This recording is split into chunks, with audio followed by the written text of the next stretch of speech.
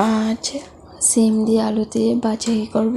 তো শীতকালে এসে গেছে, সিম দিয়ে আলু দিয়ে ভাজি করা খাওয়া হয়নি, তো ভাবলাম যে আজ সিম দিয়ে আলু দিয়ে ভাজি করি।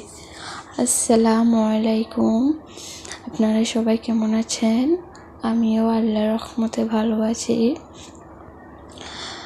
তো প্রথমত আমি তেল দিয়ে পেঁয়াজ কুচি ভেজে এখন সিম আর আলু একসাথে দিয়ে দিলাম, দিয়ে তারপর হলুদ গুঁড়ো 2 চামচ দিয়ে দিলাম আর স্বাদ মতো লবণ।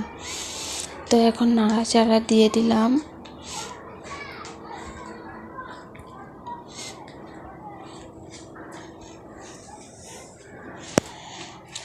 আমার ভিডিওটি কাছে কিংবা দূরে, দেশ কিংবা দেশের বাইরে যারা দেখছেন তাদেরকে অসংখ্য ধন্যবাদ।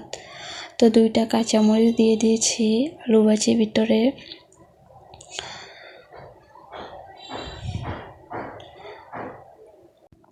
আলু সিম ভাজি করতে বেশি সময় লাগে না, তাড়াতাড়ি হয়ে যায়। তো আমার সিম ভাজি হয়ে আসছে। তো ভাবলাম যে আজ যেহেতু কিছু রান্নাবান্না করার কিছুই নেই, তো সিম আর আলু দিয়ে ভাজি করি। তো আমার কাছে এভাবে ভাজিটা খেতে খুবই ভালো লাগে। তো এই যে আমার ভাজি হয়ে গিয়েছে, এখন ধনেপাতা উপর দিয়ে দিলাম।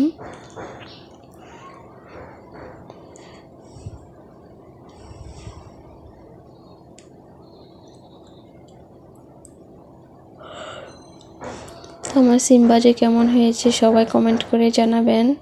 আল্লাহ হাফেজ।